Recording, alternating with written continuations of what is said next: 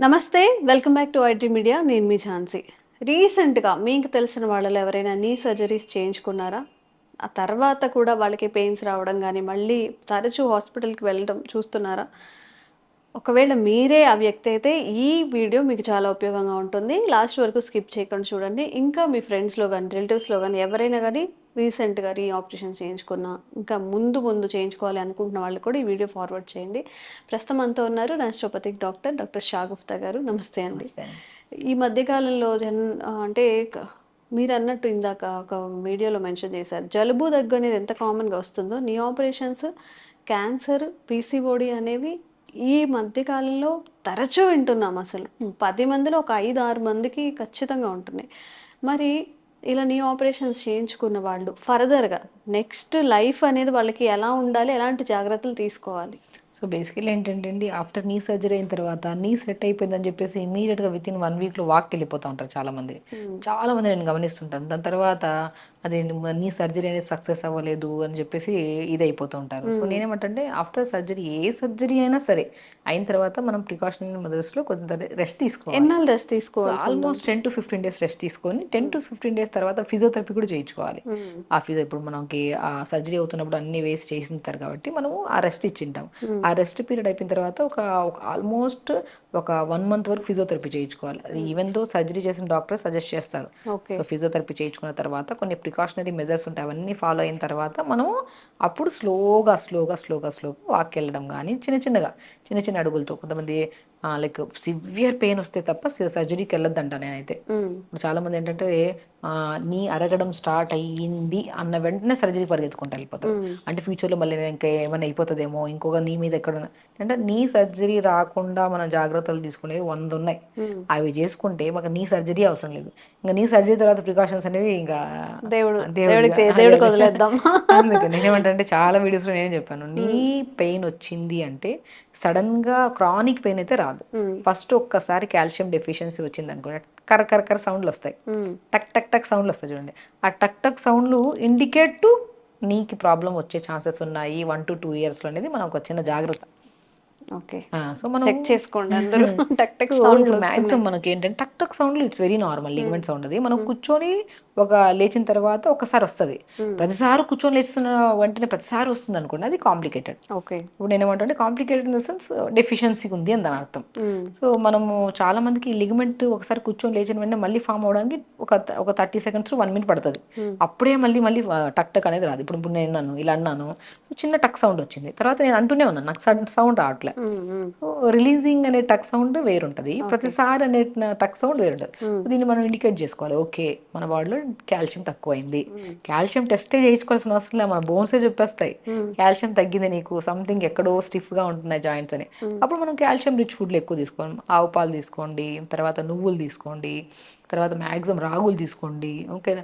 Rajgira seeds అంటారు. తోటకూర విత్తనాలు తీసుకోండి. హ్మ్. దోసల్లాగా గానీ ఇందులో మనం తీసేసుకోవచ్చు. ఓకే. ఇంకోటి ఈ మునక్కాడలు తీసుకోండి. పాలకూర తీసుకోండి. వీటన్నిటిలో రిచ్ కాల్షియం ఉంటది. హ్మ్. ఇవి తీసుకోండి ఎలాగా మనం డైట్‌లో మనం డైలీ తీసుకుంటున్న దాంట్లో కొద్దిగా యాడ్ చేసుకొని రెగ్యులర్‌గా తీసుకుంటున్నాం.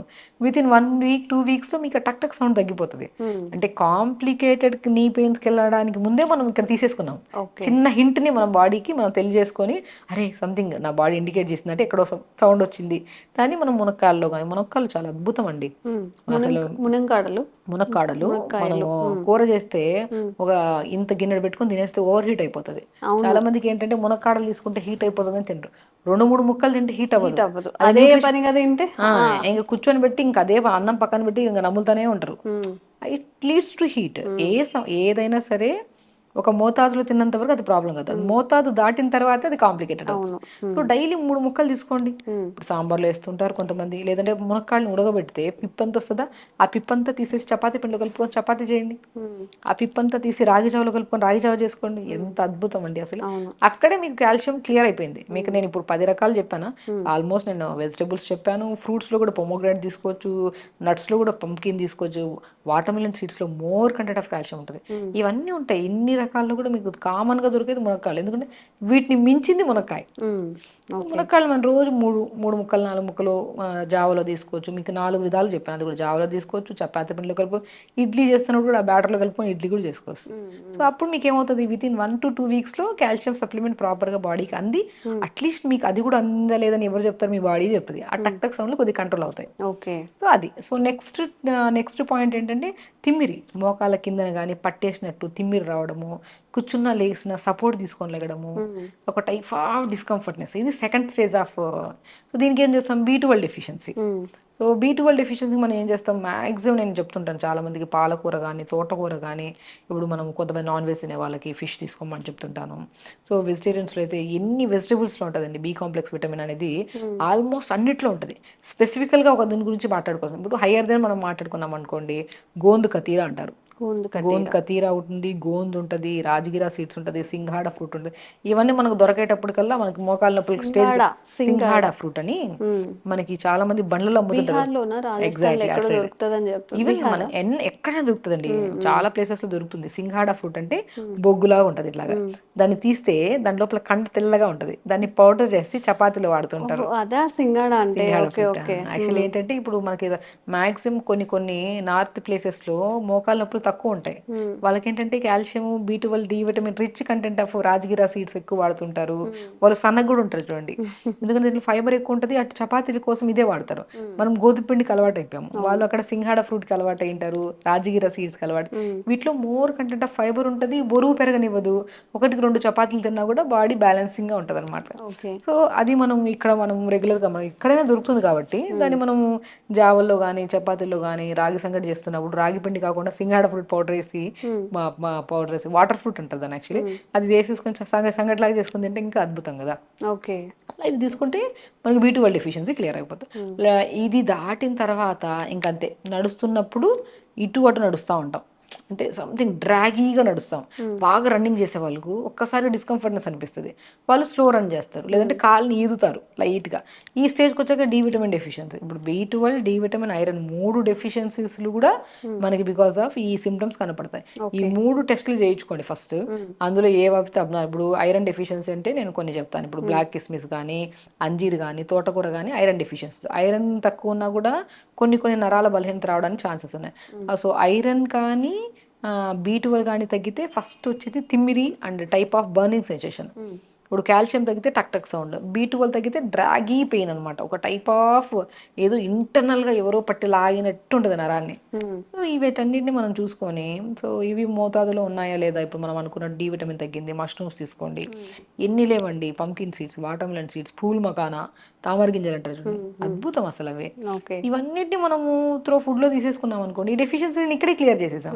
ఇంకా తర్వాత మనకు మోకాళ్ళ దగ్గర ఎక్కడ డ్యామేజ్ అయ్యే ఛాన్సెస్, ఇవన్నీ డెఫిషియన్సీస్ అయ్యి మనం నెగ్లెక్ట్ చేసాం అనుకోండి, జాయింట్ కి మధ్యలో సైనోవిల్ ఫుడ్ అవుతుంది, అది పక్కకు పోవడం వల్ల ఈ బోన్కి మధ్యలో రాపిడ్ ఎక్కువైపోయి పెయిన్ రావడము, ఒకటి కాదు ఇంకా అలా కాంప్లికేషన్ అయ్యి లాస్ట్ కి నీ సర్జరీకి వెళ్తారు.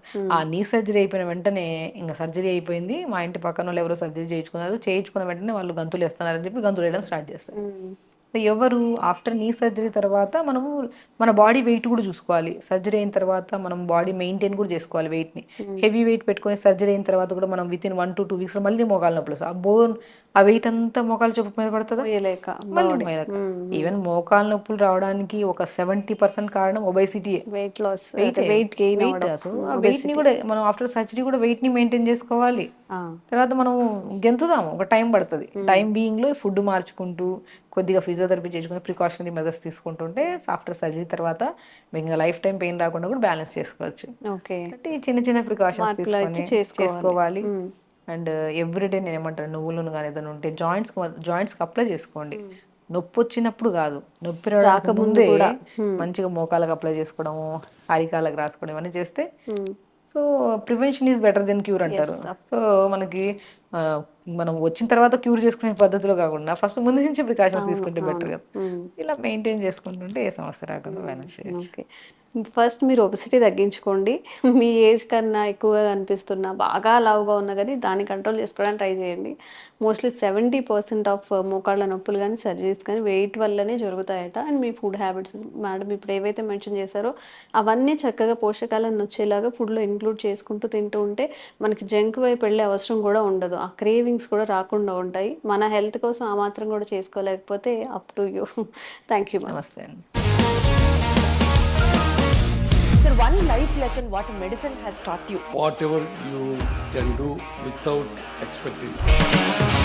బట్ ఐ రియలీ బిలీవ్ మన పాజిటివ్ యాటిట్యూడ్ ఉంటేనే మనం ఏదైనా సాధించగలం. గట్ని మనం కరెక్ట్గా డీల్ చేసినట్లయితే అది మనకి పాజిటివ్ హార్మోన్స్ని రిలీజ్ చేస్తుంది. షుగర్ వచ్చిన వాళ్ళ పరిస్థితి ఏంటి? పొట్ట దగ్గర పెరిగితే దాన్ని ఆండ్రాయిడ్ అంటారు, ఆండ్రాయిడ్ ఫోన్ కదా. అసలు థాట్స్ ఎందుకు వస్తాయి? బ్రెయిన్ డెడ్ అంటే దానికి ప్రపంచం అంతా కూడా కొన్ని నిర్దిష్టమైనటువంటి లక్షణాలు ఉంటాయి. మానసికంగా ధైర్యంగా ఉంటే క్యాన్సర్ జయించవచ్చు. You are a doctor for a cause sir, అంతే. వాళ్ళకి వచ్చిన ఆదాయం కాకుండా ఫ్రీ సర్వీస్ ఎంతమందికో చేస్తుంది.